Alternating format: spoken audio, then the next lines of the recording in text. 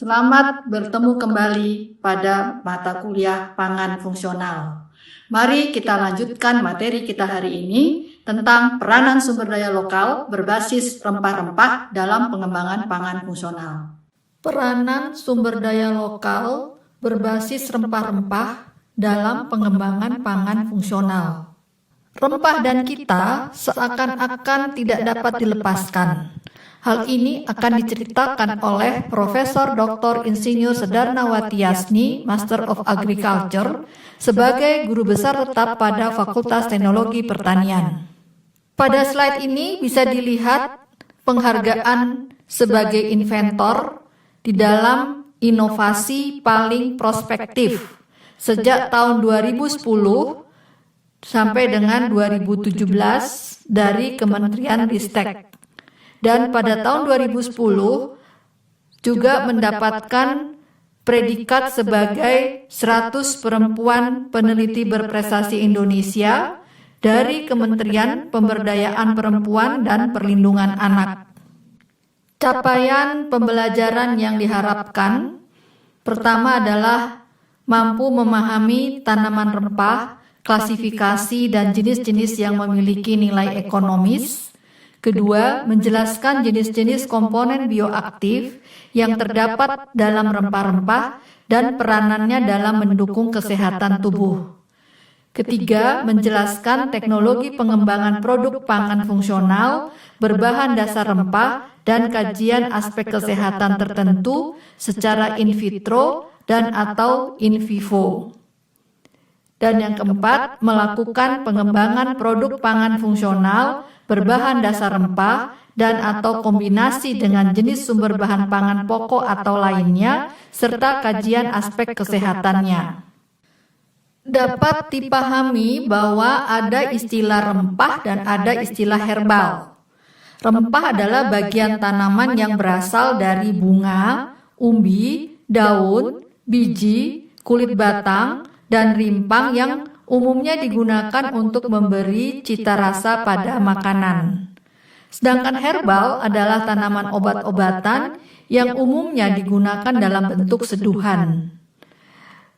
Beberapa jenis herbal juga berasal dari rempah, dan apabila direbus dengan air mendidih akan menghasilkan ekstrak air atau kita kenal dengan seduhan rempah yang memiliki cita rasa dan aroma khas. Cara pemanasan dalam air sampai mendidih atau disebut dengan pemasakan dapat menetralkan zat racun pada herbal. Dengan kata lain, sebagian rempah-rempah dapat pula digunakan sebagai bahan obat tradisional. Pengelompokan rempah-rempah dapat dilihat dari tujuan pemanfaatannya dan kandungan komponen utamanya. Berdasarkan pemanfaatannya dikenal istilah pertama, species aromata, yaitu biasa digunakan pada makanan, minuman, dan parfum. Contohnya adalah kapulaga dan kayu manis. Yang kedua, species tumiata, biasa digunakan sebagai parfum. Contohnya kayu manis. Ketiga, species condimata, biasa digunakan untuk pembalseman atau pengawetan. Contohnya jinten, kayu manis, cengkeh. Yang keempat adalah species teriata, yaitu digunakan untuk menetralkan racun. Contohnya adalah adas, ketumbar, bawang putih. Berdasarkan kandungan komponen utamanya, maka dikenal rempah yang mengandung komponen pedas seperti cabai, jahe, merica, rempah yang mengandung komponen aroma seperti pala dan kapulaga, rempah yang mengandung umbelliferous seperti adas manis, jintan, dan ketumbar, rempah yang mengandung senyawa fenolik misalnya bunga cengkeh, atau rempah yang mengandung komponen aroma seperti kayu manis, dan rempah yang mengandung komponen warna seperti paprika, kunyit, dan lainnya. Potensi pangan tradisional sebagai pangan fungsional bisa dicermati dari bahan baku prinsipalnya, misalnya sayuran, buah-buahan, rempah-rempah, ganggang, dan sebagainya. Dan kita lihat dari diet atau sebagai menu makanan, misalnya ada gado-gado, asinan, rujak, bubur Manado, sop buntut misalnya, atau wedang jahe, minuman ya, bir peletok, dan manisan buah. Nah, semua ini memerlukan kajian standarisasi bahan agar pada hasil pengujian dapat dikatakan khasiatnya dan sesuai dengan takaran dari kandungannya. Selanjutnya, mari kita lihat peranan rempah-rempah dalam mendukung kesehatan. Pemanfaatan tanaman rempah mampu meningkatkan cita rasa makanan. Ini sudah kita ketahui bersama. Yang kedua, campuran jamu dan obat tradisional. Ini juga sudah kita tahu sejak nenek moyang kita menggunakan rempah-rempah untuk obat tradisional yang kita kenal dengan jamu. Yang ketiga, rempah-rempah memiliki aktivitas antimikroba dan antioksidan. Nah, oleh karena itu, kajian pengembangan dan pemanfaatan tanaman rempah sebagai produk pangan fungsional tidak hanya meningkatkan diversifikasi atau keberagaman produk olahannya, tetapi juga dapat mendukung program pemerintah di bidang kesehatan masyarakat melalui penggunaan bahan alami. Selanjutnya, tahapan kajian pengembangan tanaman rempah itu bisa difokuskan sebagai penanganan pasca panen atau pengolahan pasca panen. Penanganan pasca panen dimaksudkan adalah agar rempah-rempah tidak mudah rusak atau busuk pada saat panen raya. Nah, biasanya pada penanganan pasca panen itu diberikan teknologi minimal. Contohnya, misalnya rempah-rempah utuh ya baru dipanen, kemudian dikeringkan, maka kemudian dikemas menjadi jenis-jenis rempah single atau dikemas menjadi satu formula minuman rempah atau satu formula bumbu masakan. Bisa juga dilakukan perajangan bahan segarnya sebelum dikeringkan, sehingga diperoleh jenis rempah-rempah kering yang bentuknya rajangan. Nah, bisa dikemas dalam satu jenis rempah kering rajang atau dikemas dalam bentuk formula bumbu masakan atau formula minuman rempah. Yang ketiga, bisa juga dilakukan pengeringan kemudian dibubukkan sehingga diperoleh satu jenis rempah bubuk atau dikemas dalam satu jenis bumbu masakan bubuk atau satu jenis minuman rempah bubuk. Selanjutnya, pengolahan pasca panen rempah.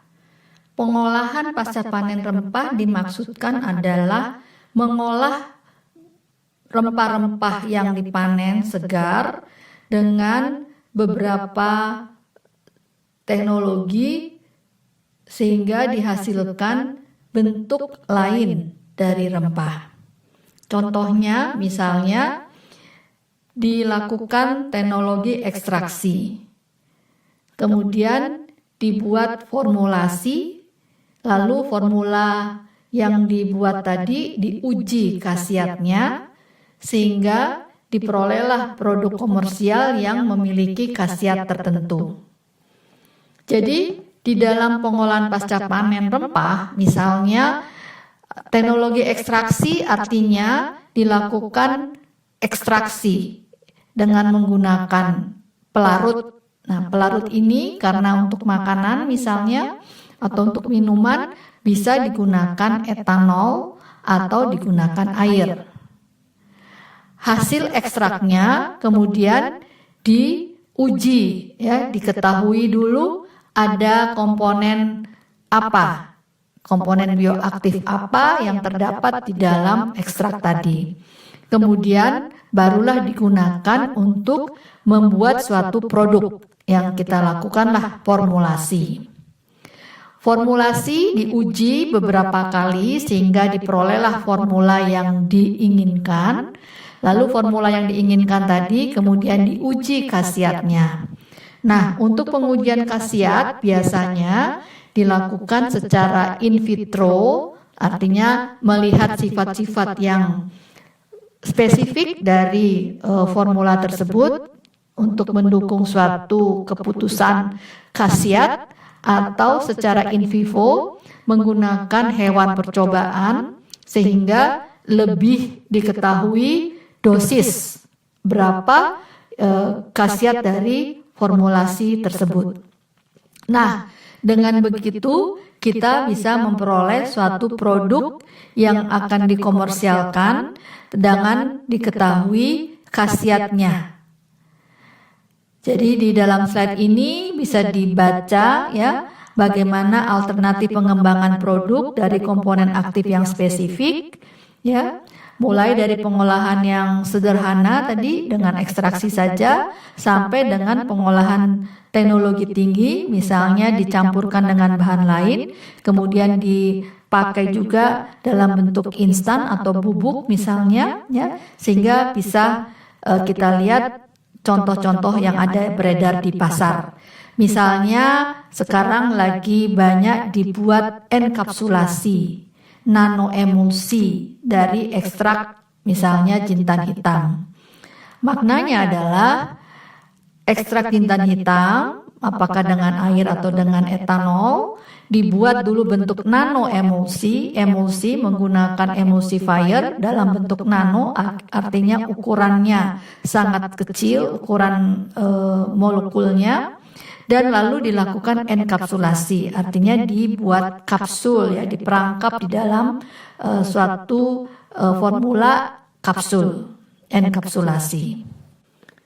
Jadi dapat kita simpulkan bahwa sentuhan teknologi pada rempah itu bisa kita lihat untuk produk tradisional, misalnya tadi hanya dengan pengeringan ya, sehingga bisa digunakan untuk bumbu masakan umumnya ya, untuk bumbu masakan dalam bentuk kering atau bumbu masakan dalam bentuk pasta, artinya semi basah ya, atau pengolahan rempah secara modern. Secara modern antara lain misalnya kita lihat ada minuman herbal berbentuk instan, atau minuman herbal berbentuk bubuk, atau kita lihat juga banyak dikembangkan obat-obat herbal ya. Dan yang banyak juga sekarang digunakan rempah-rempah itu tidak hanya untuk cita rasa dalam bentuk permen atau makanan minuman yang lainnya, tapi juga ya lebih dikembangkan karena komponen bioaktifnya bermanfaat bagi kesehatan sehingga digunakanlah untuk obat herbal. Slide ini menggambarkan komponen aktif dari jahe dan khasiatnya. Kita lihat dulu, tanaman jahe itu bercabang tidak beraturan di dalam tanah, lalu berserat kasar dan dia menjalar mendatar. Kemudian kita lihat bentuk rimpangnya ya, bertumpuk-tumpuk. Lalu biasanya didestilasi minyak atsirinya untuk mengetahui komponen bioaktifnya apa. Nah, minyak atsiri ini jumlahnya sekitar 1-3% dan berdasarkan analisis di CMS mengandung zingeberen dan zingebrol. Kemudian kita mengenal rimpang jahe ini berasa pedas. Rasa pedas itu disebabkan oleh adanya zingerol. Dan rasa hangat dari jahe biasanya diketahui adalah gingerol atau sagaol dan juga mengandung resin. Nah, jahe ini umumnya dikenal mengandung antioksidan yang tinggi. Sehingga dari penelitian yang sudah dilakukan oleh Kundu et al. Tahun 2009, diketahui khasiat jahe adalah untuk demam, batuk, rematik, sakit perut, dan juga mampu mencegah kanker. Contoh kedua adalah kayu manis.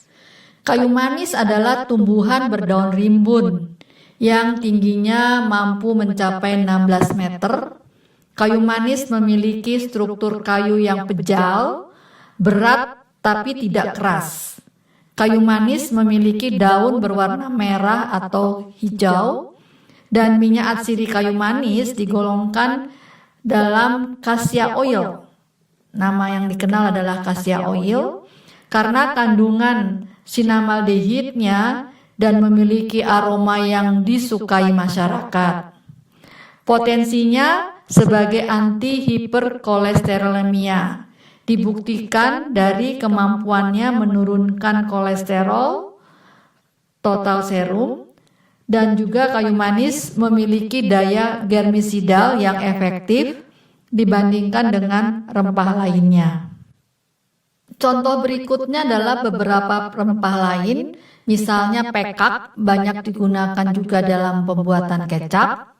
Lalu cengkeh misalnya banyak digunakan di dalam industri rokok kretek ataupun makanan dan minuman dan juga bahan obat.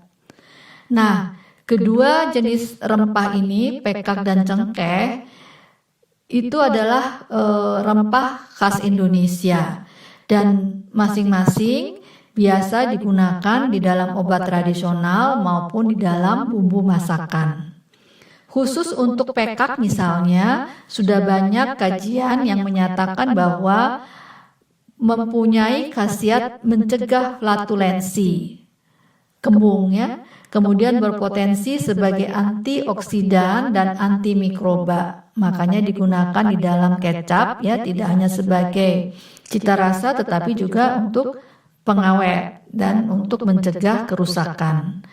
Lalu juga minyak atsiri dan ekstrak aseton dari pekak ini memiliki aktivitas antimikroba sehingga dia bisa mengawetkan secara alami.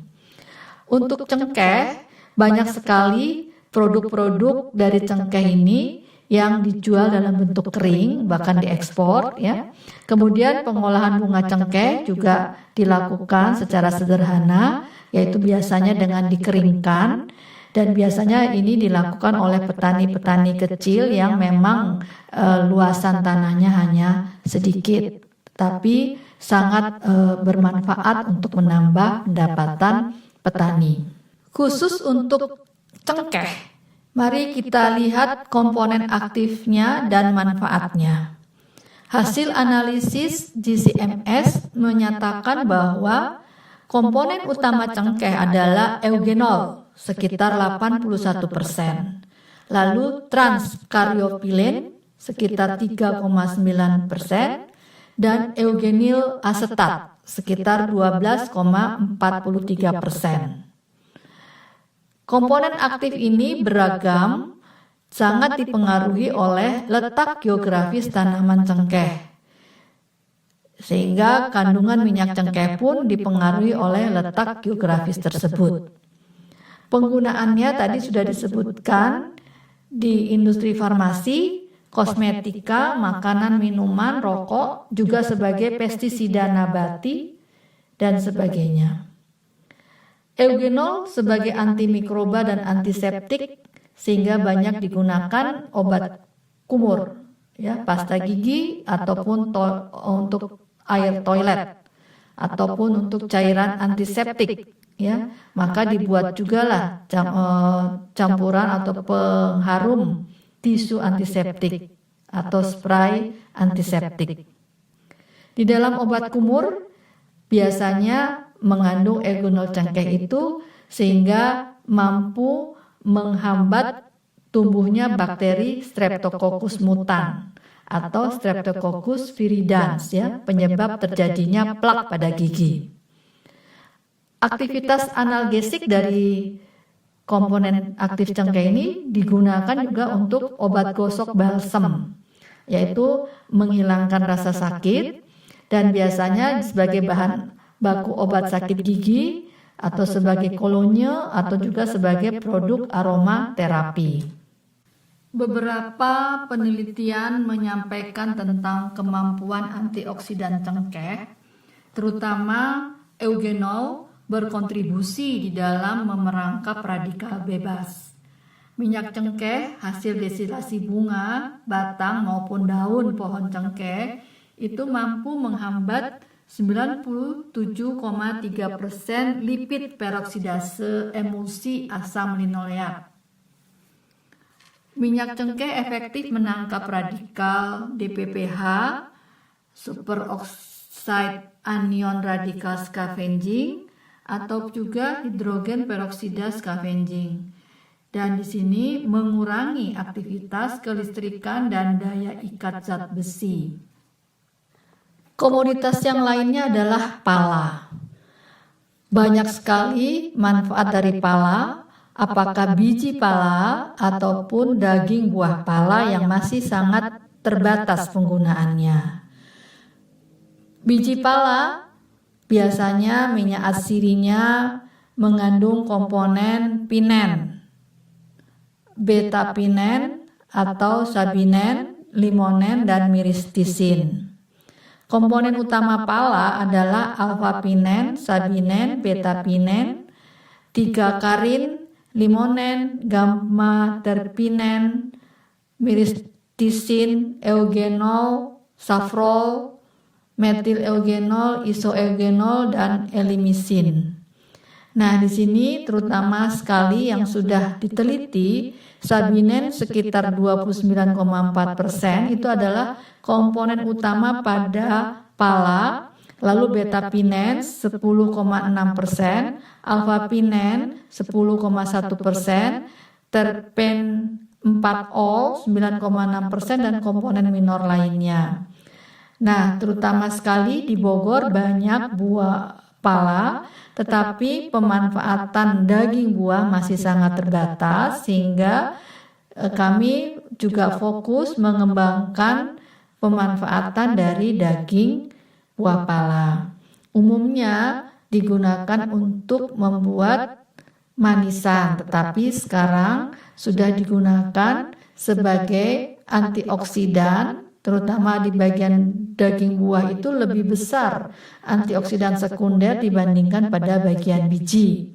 Kemudian mengandung senyawa fenolik, mengandung senyawa hidroksisinamat, mengandung asam kafeat, juga mengandung flavan 2-ol. Itu adalah jenis-jenis senyawa fenolik yang sangat bermanfaat bagi kesehatan. Nah, ini diteliti oleh beberapa peneliti. Pada penelitian yang lain dikemukakan bahwa buah pala mengandung aktivitas antimikroba dan juga aktivitas antioksidan. Terutama sekali ekstrak daun dan daging buah pala memiliki potensi sebagai antibakteri terhadap Escherichia coli, terutama karena kandungan flavonoid dan terpenoidnya. Kemudian perlu dilakukan pengujian fitokimia ekstrak daun maupun daging buah pala yang mengandung alkaloid dan flavonoid, sedangkan saponin hanya ditemukan pada ekstrak daun pala. Sebagai antioksidan bisa dilihat pada bagian akar, kulit, batang, buah, dan biji yang kalau dianalisa dinyatakan sebagai IC50, maka dapat dikatakan bahwa senyawa miristisin, isoeugenol, dan eugenol memiliki aktivitas antioksidan yang tinggi. Di sini diduga karena kandungan gugus OH dari masing-masing senyawa tersebut menyumbangkan aktivitas antioksidannya dan bekerja secara sinergis. Selanjutnya, bagaimanakah prospek pengembangan dan dukungan riset terhadap jenis-jenis rempah. Dalam slide ini dijelaskan bahwa adanya kebijakan peningkatan pemanfaatan tanaman rempah dari pemerintah yang dicanangkan untuk pengembangan obat tradisional sebagai upaya menjaga sistem kesehatan masyarakat. Yang kedua, pengembangan obat tradisional terdiri dari rempah-rempah maupun tanaman obat, maka perlu dilakukan pemetaan manfaat tanaman obat maupun tanaman rempah-rempah, lalu dikaji produksi secara berkelanjutan, artinya budidayanya, kemudian dilakukan analisis tentang kandungan bioaktifnya, komponen bioaktifnya, dan dibuatlah dokumentasi informasi klinis, artinya pemanfaatannya. Nah, untuk melakukan pemetaan, identifikasi, produksi budidaya, lalu analisis komponen bioaktifnya apa, melalui riset, maka diperlukanlah pendanaan riset. Kemudian setelah didapatkan formula atau dukungan pengembangan produknya, perlu dilakukan standar bahan baku supaya produk memiliki standar yang tetap. Barulah kemudian dikembangkan regulasi sehingga pemanfaatannya dapat dijamin sesuai dengan peruntukan khasiatnya. Pada slide ini dijelaskan tentang pengembangan produk sari buah pala. Aroma buah pala yang khas membuat daging buah pala sering diolah menjadi sari buah. Namun rasa sepat dan getir yang disebabkan kadar tanin yang terdapat pada daging buah pala mengurangi tingkat penerimaan konsumen. Untuk mengurangi rasa sepat dapat dilakukan dengan perendaman dalam larutan garam 5% atau larutan kapur 2% selama 12 jam. Selain itu dapat juga dilakukan penambahan albumin telur atau putih telur sebanyak 1%. Sari buah yang diperoleh dari daging buah pala dapat disimpan selama 6 minggu tanpa terjadi pertumbuhan kapang dan penurunan kadar gula. Selanjutnya dijelaskan tentang pembuatan minuman instan pala. Pembuatan minuman instan pala itu melalui 2 tahapan, yaitu pembuatan sari buah pala, kemudian proses pengeringan. Proses pembuatan minuman dimulai dengan sortasi bahan baku yang akan diambil sari buahnya, artinya dipilih mana yang bagus, lalu dilakukan pengupasan untuk mengurangi rasa sepat sari buah, jadi taninnya banyak terdapat pada bagian kulit buah. Lalu pemisahan kulit, biji, dan fuli itu khusus untuk mendapatkan daging buah pala. Lalu direndam daging buah dalam larutan garam selama 1 jam, diblansir artinya dimasukkan ke dalam air mendidih selama 5 menit, barulah kemudian dilakukan penghancuran daging buah dengan blender dengan penambahan air, tentunya dengan perbandingan tertentu, kemudian disaring dengan kain saring. Dalam pembuatan minuman instan pala biasanya ditambahkan sirup glukosa atau bahan pengisi dextrin atau CMC sehingga menjadi bentuk bubuk yang instan. Slide ini menggambarkan formula minuman dari rempah-rempah terpilih dengan teknik pengolahan sederhana, yaitu hanya direbus saja. Lalu diuji khasiatnya berdasarkan hasil analisa komponen aktif minyak atsiri dan juga uji aktivitas antioksidan dan aktivitas antimikroba dari minyak atsirinya. Produk ini memiliki keunggulan antara lain dapat dikonsumsi secara hangat atau dingin tergantung dari cara penyajiannya sehingga tetap memberikan efek hangat di badan. Terbuat dari rempah-rempah pilihan yang ada di Indonesia sebagai bahan alami, lalu memiliki rasa dan warna yang disukai serta daya awet yang baik. Rasanya rasa rempah, aroma yang enak.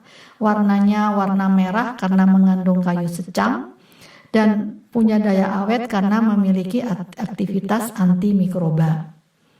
Memiliki khasiat dan untuk kesehatan, terutama dari komposisi minyak atsirinya, maka dapat dikaji atau dinyatakan bahwa mampu melancarkan pencernaan, mengurangi keletihan, menghilangkan batuk, influenza, dan juga sebagai anti diare.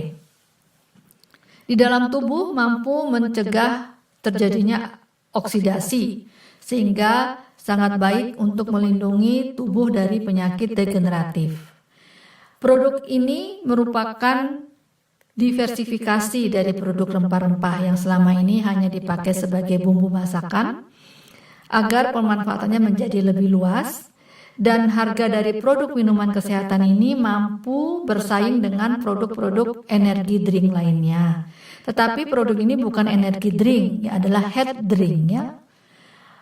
Juga mendukung peningkatan citra produk pangan tradisional Indonesia sebagai minuman kesehatan. Yang ini mungkin selama ini kebanyakan rempah-rempah digunakan sebagai jamu, tapi dengan cara ini kita mengangkat citranya sebagai minuman kesehatan. Karena kalau jamu umumnya tercitra bahwa warnanya gelap, lalu baunya tidak enak. Padahal minuman kesehatan dari rempah-rempah ini berwarna merah cerah dan sangat enak aromanya maupun rasanya. Ini yang terakhir contoh aplikasi enkapsulat sebagai ingredient pangan. Jadi kita tadi sudah bicara tentang ekstraksi membuat oleoresin dengan menggunakan pelarut-pelarut organik. Maka analisa GCMS minuman oleoresin jahe misalnya, di sini bisa dilihat mengandung eugenol, alpha curcumin, zingiberol, farnesan, ya, beta bisabolen, campaign, gingerol, beta pinen, dan sebagainya. Nah, komponen-komponen yang ada di dalam oleoresin tersebut, gingerol utamanya sebagai pencirinya bisa kita manfaatkan untuk ingredient bahan pangan. Nah, contohnya di sini dibuatlah enkapsulat dari oleoresinnya sebanyak 2%, lalu ditambahkan sukrosa, ya, sehingga mengandung Brix-nya sekitar 11 Brix, ya. Lalu diaduk saja, ya, sehingga menjadi minuman oleoresin jahe. Nah, kita lihat di sini komponen dari minuman tersebut tetap mengandung gingerol, ya, dan gingerol ini sangat berkhasiat sebagai antioksidan dan juga penelitian lain menyatakan sebagai anti TBC. Sebagai penutup, dapat disampaikan bahwa peluang untuk mengembangkan komponen bioaktif tanaman, khususnya rempah, menjadi suatu bentuk minuman ataupun makanan kesehatan yang berfungsi sebagai penjaga stamina tubuh, pencegah penyakit ataupun mengobati suatu penyakit perlu ditingkatkan, sekaligus mendukung program pemerintah di bidang kesehatan masyarakat dengan memanfaatkan bahan alami. Keterbatasan pengetahuan, informasi pasar, serta pengetahuan penanganan dan pengolahan pasca panen tanaman rempah merupakan salah satu penyebab lambatnya laju pemanfaatan dan pengembangan komponen bioaktif tanaman rempah bagi masyarakat. Pengembangan pemanfaatan tanaman rempah menjadi bentuk pangan fungsional, apakah makanan ataupun minuman, merupakan alternatif untuk menjaga kesehatan ataupun mencegah suatu penyakit melalui kajian riset secara in vivo ataupun secara klinis. Dengan demikian, pemanfaatan rempah akan dapat berkelanjutan dan diharapkan dapat berkontribusi meningkatkan pendapatan rakyat.